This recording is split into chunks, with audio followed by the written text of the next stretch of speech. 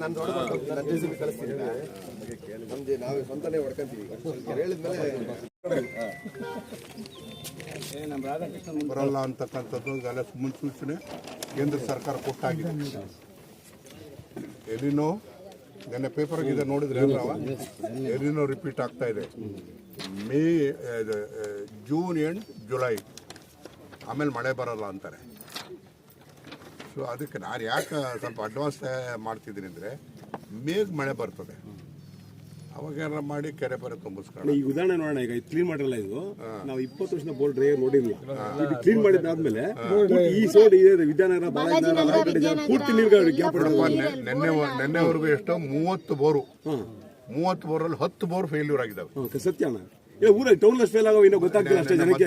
ಒಬ್ಬ ರೈತ 8 ಬೋರ್ ಕೊರ್ದವನೆ, 9ಕ್ಕೆ 1200 ಅಡಿ ನೀರು ಬಂದಿದೆ. ಹೆಂಗ್ ರೈತರು ಬದುಕ್ತಾರೆ?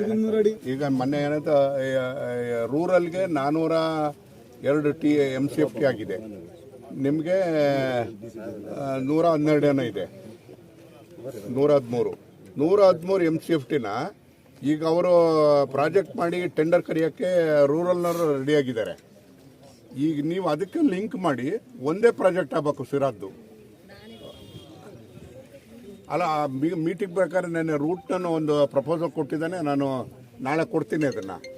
ಬಟ್ ಅದನ್ನು ಪರ್ಸ್ಯೂ ಮಾಡಿ ಮಾಡಿ ಎಕ್ಸಿಕ್ಯೂಟಿವ್ ಆಗಿ ನೀನು ಆ ಎರಡು ಒಂದೇ ಪ್ರಾಜೆಕ್ಟ್ ಮಾಡಬೇಕು, ಅರ್ಬನ್ ಆ್ಯಂಡ್ ರೂರಲ್.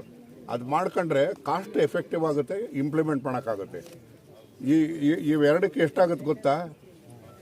ಎತ್ತಿನೊಳಗೆ 800 ಕೋಟಿ ಆಗುತ್ತೆ. ನಾನು 800 ಕೋಟಿ ಆದರೂ ತತ್ತೀನಿ, ಬಟ್ ಇದನ್ನ ಪ್ರಾಜೆಕ್ಟ್ ಮಾಡೋಕ್ಕೆ ನೀವೆಲ್ಲ ಸಹಕರಿಸ್ಬೇಕು.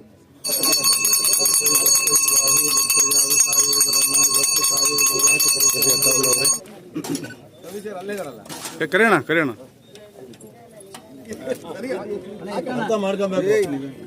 ನನ್ನ ಫೋಟೋ ಬರ್ತೈತೆ ಬೆಳಗ್ಗೆ ಬರೋದು. ಅಧ್ಯಕ್ಷ ಓಕೆ ಮೇಡಮ್, ತಲೆ ಐತೆ ಮೇಡಮ್. ಓಕೆ ಉಮಾಕ್ ಅವ್ರೆ, ನೀವು ಬರ್ರಿ ಸರ್, ಈ ಕಡೆ ಮಂಜಣ್ಣ. ಓಕೆ ಪ್ರವೀಣ್ ಸರ್,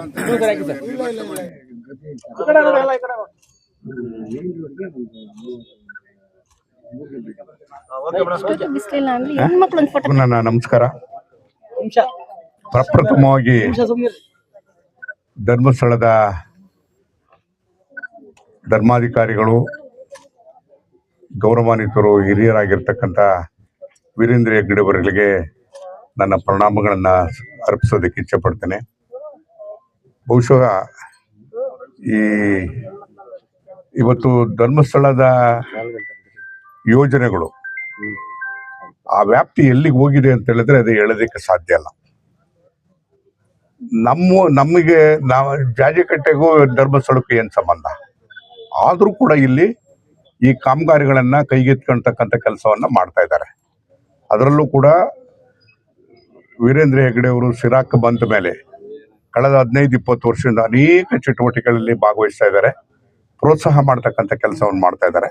ಅದೇ ರೀತಿಯಾಗಿ ಅವರು ಮನವಿ ಮಾಡಿದ ತಕ್ಷಣನೇ ಸಿರಾಕ್ ಆದ್ಯತೆ ಕಾರ್ಯಕ್ರಮವಾಗಿ ಮಾಡಿದ್ದಾರೆ. ಸುಮಾರು 19 ಲಕ್ಷ ಇದರಲ್ಲಿ ಜಾಜಕಟ್ಟೆ ನೀರನ್ನ, ಕೊಳಚೆ ನೀರನ್ನ ಹೊರಗಡೆಗೆ ಕಳಿಸೋದಕ್ಕೆ ಒಂದು ದಾರಿಯನ್ನ ಮಾಡಿದ್ದಾರೆ. ಅದ್ರ ಜೊತೆಗೆ ನನ್ನ ಅಭಿಲಾಷೆ ಏನು ಅಂತ ಹೇಳಿದ್ರೆ, ಸ್ವಲ್ಪ ಇಲ್ಲಿ ಆಳ ಆಗಬೇಕು. ಜಾಜಕಟ್ಟೆಯಲ್ಲಿ ಹೆಚ್ಚು ನೀರು ನಿಂತರೆ ಅಂತರ್ಜಲ ಜಾಸ್ತಿ ಆಗ್ತದೆ, ಸಿರಾದಲ್ಲಿ ಕುಡಿಯೋ ನೀರಿನ ಸಮಸ್ಯೆ ಬಗೆಹರಿಸೋದಕ್ಕೆ ಸಾಧ್ಯ ಆಗ್ತದೆ. ಆ ಕಾರಣಕ್ಕೆ ಸ್ವಲ್ಪ ಆಳ ಮಾಡಬೇಕಾದಾಗ ನೀವು 2 ಮೀಟರ್ ಮಾಡ್ತಿರೋ 3 ಮೀಟರ್ ಮಾಡ್ತಿರೋ, ಮೊದಲನೇ ಮಣ್ಣು ಇದೆಯಲ್ಲ ಹೆಪ್ ಮಣ್ಣನ್ನ ರೈತರು ತಗೊಂಡೋಗ್ಬೇಕು. ರೈತರು ತಗೊಂಡೋದ್ರೆ ಅದು ನಿಜವಾಗ್ಲೂ ಕೂಡ ಸಾವಯವ ಗೊಬ್ಬರ. ಆ ಸಾವಯವ ಗೊಬ್ಬರ ಅದನ್ನ ನಾವು ಯಾವತ್ತೂ ಕೂಡ ಮರಿಬಾರ್ದು. ಅದನ್ನ ತಗೊಂಡೋಗೋದ್ರ ಜೊತೆಗೆ ಅದಕ್ಕೆ ಗಟ್ಟಿ ಸಿಗುತ್ತಲ್ಲ, ಅಲ್ಲಿ ಒಂದು ಸ್ವಲ್ಪ 2 ಮೀಟರ್ 1 ಮೀಟರ್ ತಗೊಂಡು ಸ್ವಲ್ಪ ನೀರು ನಿಲ್ಲಂಗೆ ಮಾಡ್ಕೊಡ್ಬೇಕು. 18 ಲಕ್ಷಕ್ಕೆ ಸೀಮಿತ ಆಗಬೇಡಿ, ಸ್ವಲ್ಪ ಜಾಸ್ತಿ ಆದ್ರೂ ಮಾಡಿ. ಒಂದ್ ಪಕ್ಷ ಅಲ್ಲೇನೋ ಬರ್ಲಿಲ್ಲ ಅಂತ ನಾನು ಕೊಡ್ತೀನಿ. ಬಟ್ ಯಾವುದೇ ರೀತಿಯಲ್ಲೂ ಕೂಡ ಕೆರೆ ಒಂದು ಸರಿ ಅಚ್ಚುಕಟ್ಟಾಗಬೇಕು, ತಿರುಗಿ ಮಾಡಕ್ಕಾಗಲ್ಲ. ಇದೇ ಕೊನೆ ಆಗ್ಬೇಕು, ಇದೇ ಕೊನೆ ಆಗ್ಬೇಕು. ಒಂದು ಸರಿ ಮಾಡಿ ದುಡ್ಡು ಹೆಚ್ಚು ಕಡಿಮೆ ಆದ್ರೂ ಯೋಚನೆ ಮಾಡಬೇಡ. ದುಡ್ಡಿಗೇನು ಯೋಚನೆ ಇಲ್ಲ. ಮಂಜುನಾಥ್ ಪಕ್ಕದಾಗಿದ್ದಾರೆ, ರಂಗಸ್ವಾಮಿ ಇದ್ದಾರೆ, ದುಡ್ಡಿಗೇನು ಯೋಚನೆ ಇಲ್ಲ.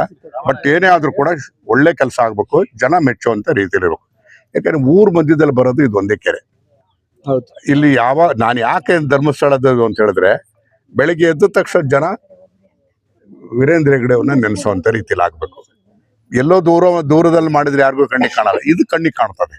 ಸೊ ಹಾಗಾಗಿ ನಿಮ್ಗೂ ಒಳ್ಳೆ ಹೆಸರು ಬರ್ತದೆ, ಮತ್ತೆ ನಿಮ್ ಸಂಸ್ಥೆ ಬಗ್ಗೆ ಕೂಡ ಹೆಚ್ಚು ಗೌರವ ಬರ್ತದೆ. ಏನೇ ಮಾಡಿದ್ರು 100 ಭಾಗ ಅಚ್ಚುಕಟ್ಟಾಗೆ ಮಾಡೋದು, ಯಾವುದು 99% ಇವತ್ತವರೆಗೂ ಮಾಡಿಲ್ಲ. ರಾಮಣ್ಣ, ನಾನು ಕಾಯ ವಾಚ ಮನಸ ಆ ಸಂಸ್ಥೆ ಜೊತೆಗೆ ನಿಂತು ನಾನು ಸುಮಾರು 50-60 ವರ್ಷ ಆಯ್ತು. 50-60 ವರ್ಷ. ಎಲ್ಲರೂ ಕೂಡ ಇವತ್ತು ಧರ್ಮ ಉಳಿತಾ ಇದೆ, ಅದಕ್ಕೆ ಪ್ರಯತ್ನ ಪಡ್ತಿದ್ದಾರೆ, ಬಡವ್ರ ಬಗ್ಗೆ ಕಳಕಳಿಯನ್ನು ಮಾಡ್ತಾ ಇದ್ದಾರೆ ಅಂತಂದ್ರೆ ನಾನು ನೋಡಿರೋದು ಇಬ್ಬರೇ. ಒಂದು ಧರ್ಮಸ್ಥಳದ ವೀರೇಂದ್ರ ಹೆಗ್ಗಡೆ ಅವರು, ಇನ್ನೊಬ್ರು ಸಾಯಿಬಾಬಾ ಅವರ ಮುದ್ದೇನಹಳ್ಳಿ ಸಾಯಿಬಾಬಾ ಅವರು, ಮಧುಸೂದನ್ ಸಾಯರ್ ಅವರು. ಯಾರು ಜನಪರವಾಗಿರ್ತಕ್ಕಂಥ ಕಾರ್ಯಕ್ರಮಗಳನ್ನ ಮಾಡ್ತಾರೆ ಅವರೇ ನಮಗೆ ದೇವರು. ನಮಗೆ ನಿಜವಾದ ದೇವರು ಎಲ್ಲೂ ಅಂತಂದ್ರೆ ಅವರೇ. ಮನುಷ್ಯರ ರೂಪದಲ್ಲಿ ಕೆಲಸ ಮಾಡ್ತಾ ಇರ್ತಕ್ಕಂಥವ್ರು, ಸೇವೆ ಮಾಡ್ತಕ್ಕಂಥವ್ರನ್ನ, ಅಂದ್ರೆ ಜನರ ಋಣ ತೀರ್ಸೋವಂಥ ಕೆಲಸವನ್ನು ಮಾಡ್ತಾ ಇರ್ತಕ್ಕಂಥವ್ರು ಅವರೇ ನಿಜವಾದಂಥ ನಮಗೆ ದೇವರು, ಅವರೇ ನಮಗೆ ಮಾರ್ಗದರ್ಶಕರು.